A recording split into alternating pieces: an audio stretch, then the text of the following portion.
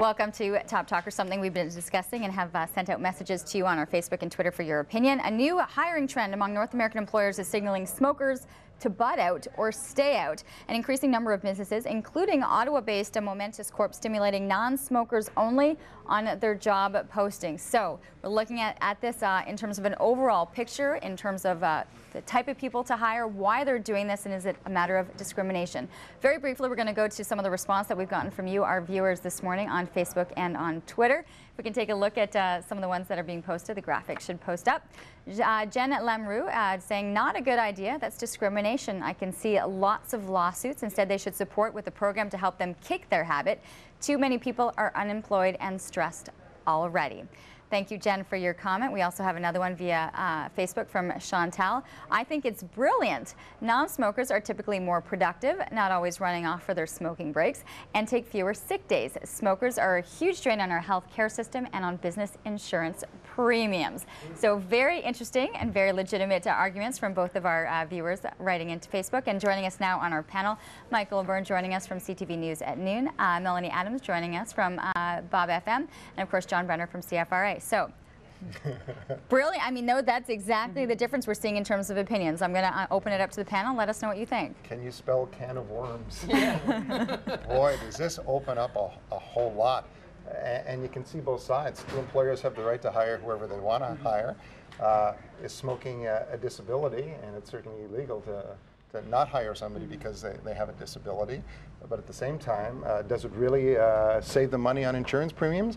Because my guess is that most group premiums don't ask, are your workers smokers or not? But I guess if you tell an insurance company we're only hiring non-smokers, maybe it'll make a difference. There's so many levels. This is right and wrong. I question hiring or not hiring someone based on what could happen to their health. So if you're a smoker, yeah, chances are you'll have problems. If you're overweight, chances are you're going to have health problems. If I'm a woman, I'm more likely to get certain types of cancer. I drive a lot, I'm more likely to be in a car crash. Like, there's just, you can't hire or not hire someone based on what might happen to their health one day. But they are saying that they take at least 2 to 3 more sick days a year, and there is more cost on our healthcare system based on that. I know lots and lots of non-smokers who fake sick and who stand around gossiping when they should be working. I mean, to say that all smokers do that is no. And I'm saying this as someone who doesn't smoke. I quit smoking. But I know when I did smoke, I still did my job. And I didn't run off and smoke every 5 minutes like people seem to think smokers do. We're not, you know, racing outside all the time. Interesting. Okay. Well, John? I think if we let insurance underwriters drive this debate, then everyone is going to be fair game. Okay? And I think that what this maybe does is sharpen the point on personal responsibility for your health, but at the same time, responsibility to social community medicine, and that is reverse also, the responsibility of community medicine to individuals in society. I think it's fairly well agreed that tobacco is an addictive drug, and therefore some people will be able to knock it, some people can't. And those who can't, if they need help, we ought to be able to offer that help to them. I'm a former smoker from a long time ago, and was a zealot for a long time, but I do realize that there is a discriminatory element here.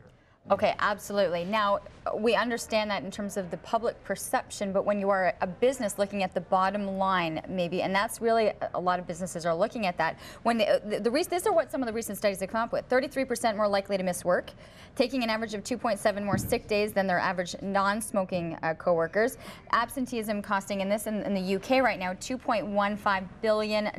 Companies are now saving on their insurance premiums because they're saying that they're covering and they're insuring non-smoking employers. And you even have celebrities and physicians like and TV hosts like a Dr. Oz coming on board talking about where they'd like to see this culture, that it becomes unpopular to be part of a smoking culture as well. It already is. I mean, it is. I mean, and imagine that we were talking about this 15, 20 years ago. I mean, this would have been unheard of at this point in time. So do you give them the option, or at least the training, in terms of our company will be switching towards this and mandating it, and then getting help for the employees who may be still looking Sure. at at a habit of smoking? The one thing that I would worry about is if they aren't hiring people because they're smokers, what happens to their current employees who smoke? I mean, is it then easier to get rid of them because they smoke? Like, they can't come in and say, you're fired, you smoke.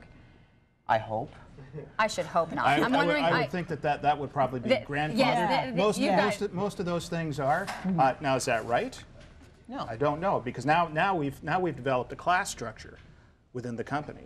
We have developed a class structure within the rank and file of the company.